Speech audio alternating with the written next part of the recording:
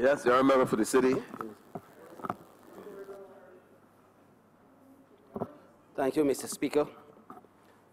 As I rise to make my contribution to the Appropriations Bill for 2018, I do so recognizing the importance of the moment, importance with regards to the fact that this is the last presentation of estimates and expenditure in this current parliamentary term, and also recognizing the fact that these estimates and expenditures are being debated at a time when our country is going through some very, very serious and significant challenges. Let me first of all start by saying that yesterday I sat and I listened for several hours as the Honourable Minister of Finance gave what he would consider to be a very laborious and painful presentation that I'm sure the Honourable Minister himself would not have recognized that presentation yesterday because he certainly was not at his best.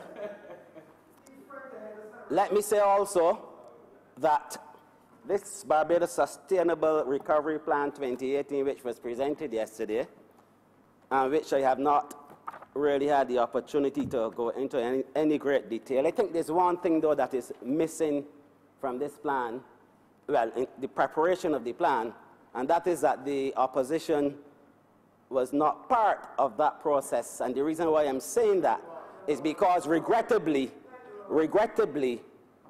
this plan, if there is any good in it, will certainly not be executed by a Democratic Labour Party government.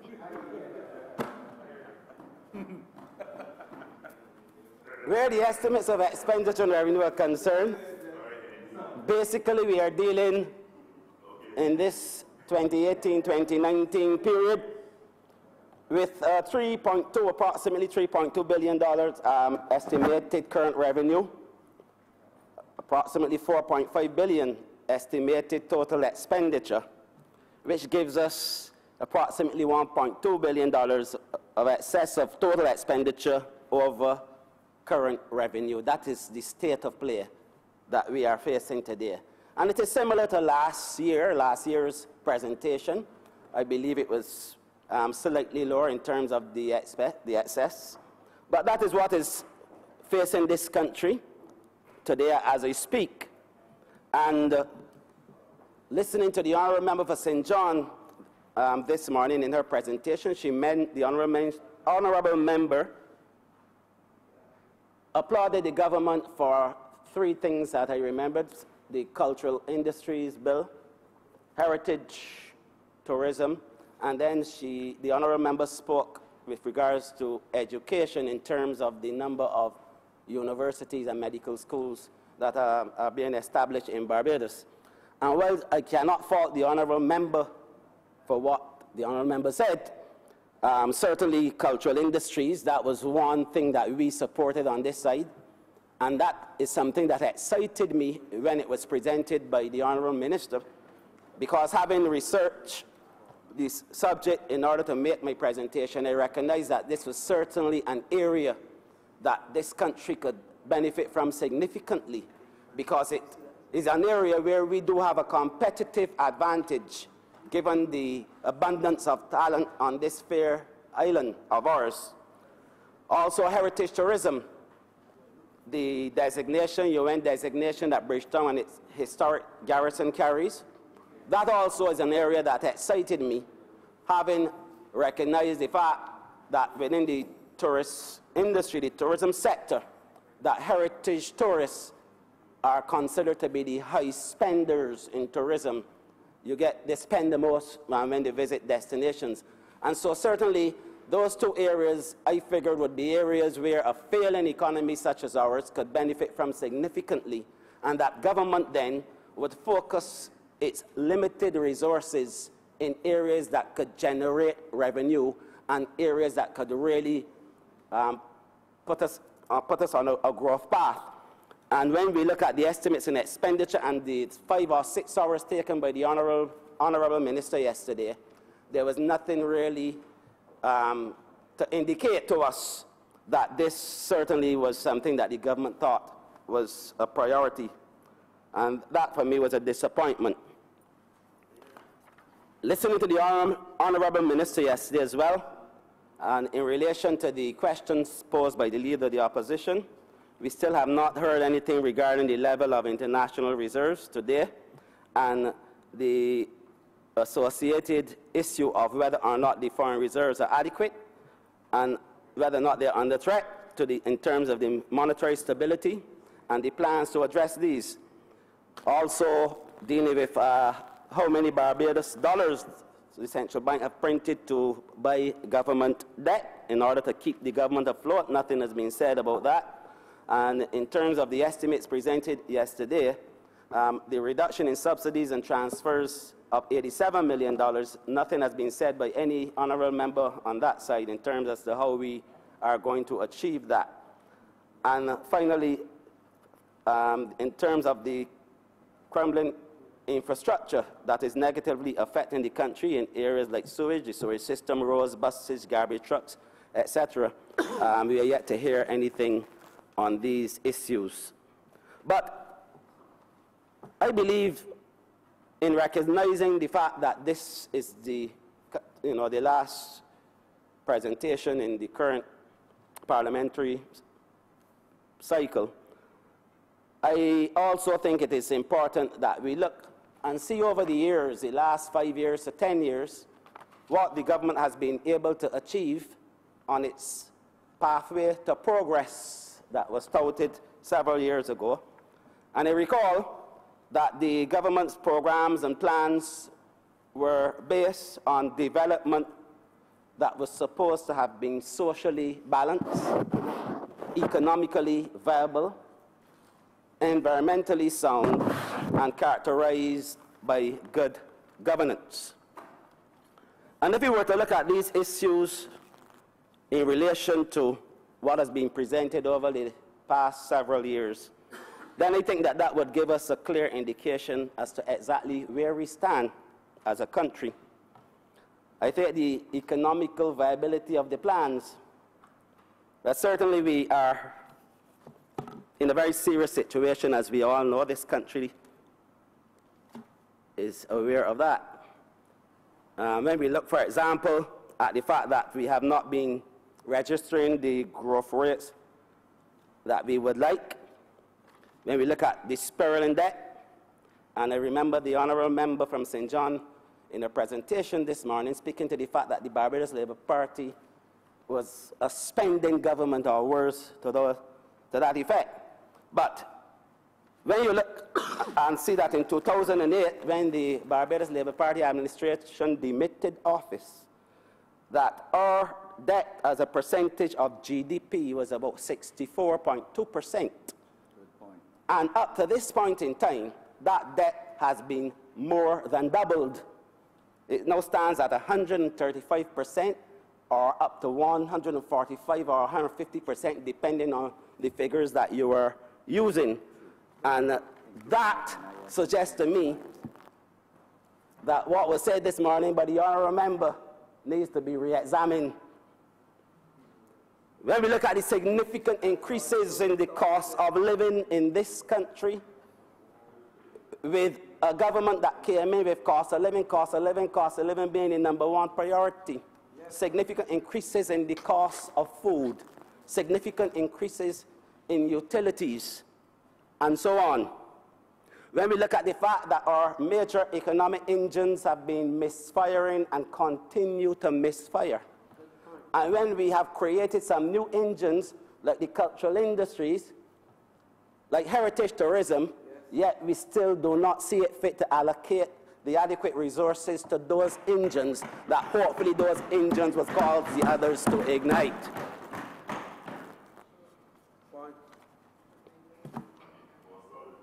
Socially balanced. Well, we had said several years ago that this, as a society, you cannot really manage the society unless you have the economic resources to be able to do so. And I'm saying today, Mr. Speaker, that we have a problem with the social balance in this country. And it is a problem, Mr. Speaker, that falls at the hands of the government that now holds the wheels. However, it's a problem that ought to concern government, opposition, civil society. All aspects of our society should be concerned about what is happening in terms of the social disintegration that we are experiencing in Barbados at this point in time. We see what is happening within our schools, within our communities, in all aspects of our lives. And this is something that I thought ought to have been spoken to yesterday in a serious way, because it is a very, very serious problem.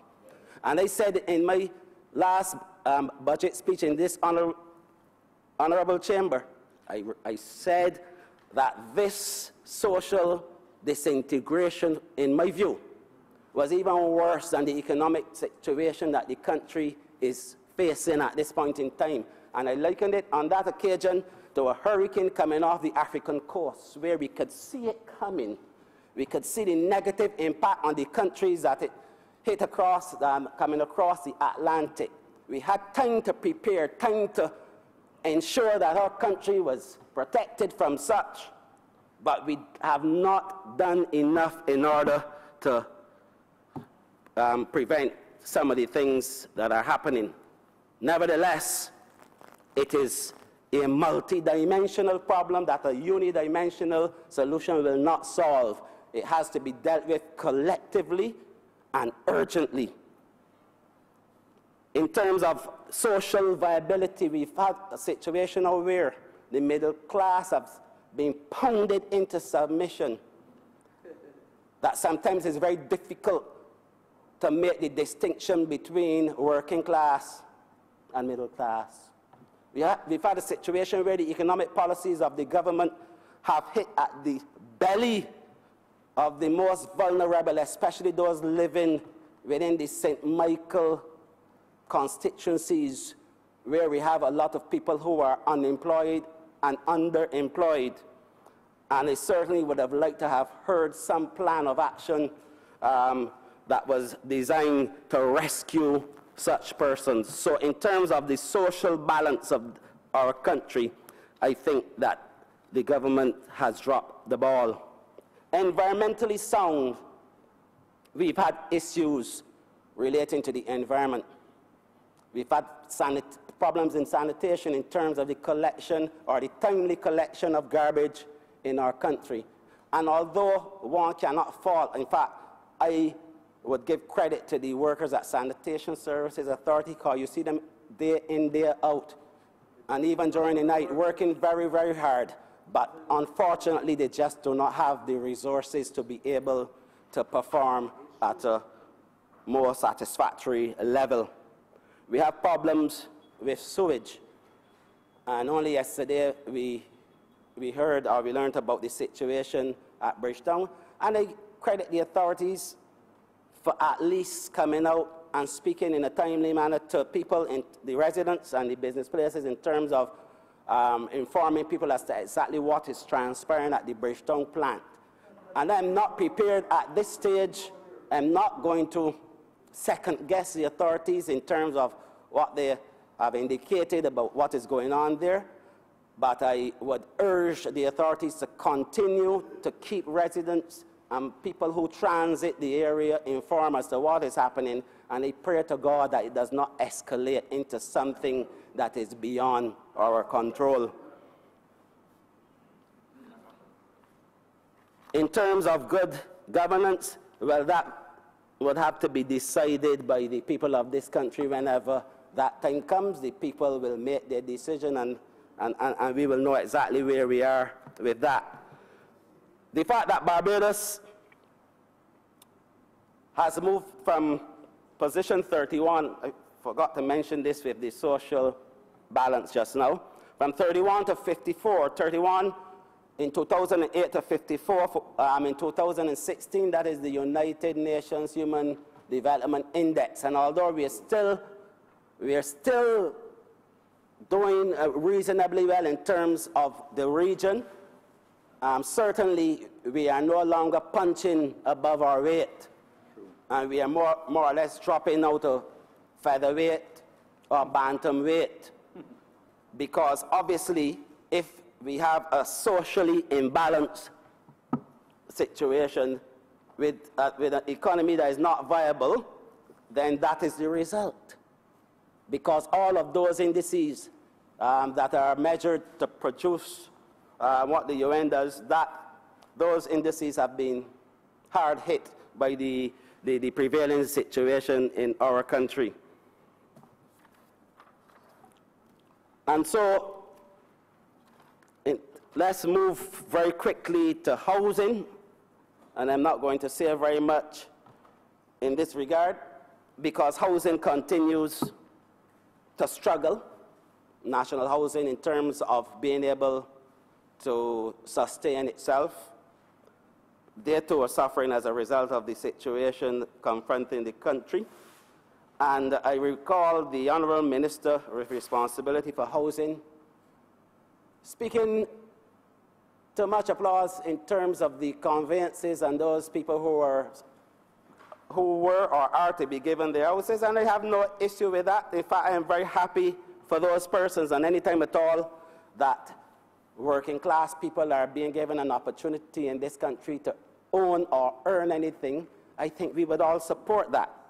My only thing that I would say to the Honorable Minister of Housing, through you, Mr. Speaker, is that in relation to the estimates of expenditure and revenue that were presented yesterday, there were some things that I was anticipating with regards to the same conveyances and the same handover of houses to people.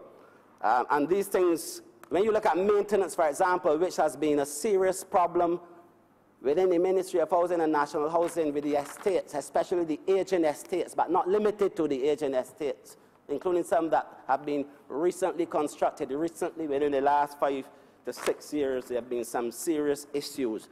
And I expected to see something, or to have heard something from the Honorable Minister of Finance yesterday in relation to what was going to happen with those persons whenever they get the keys and they can call, whenever they're able to call these units their own, what is going to happen in terms of the sewage system maintenance on these estates. And in some of the estates, there have been issues and continue to be issues.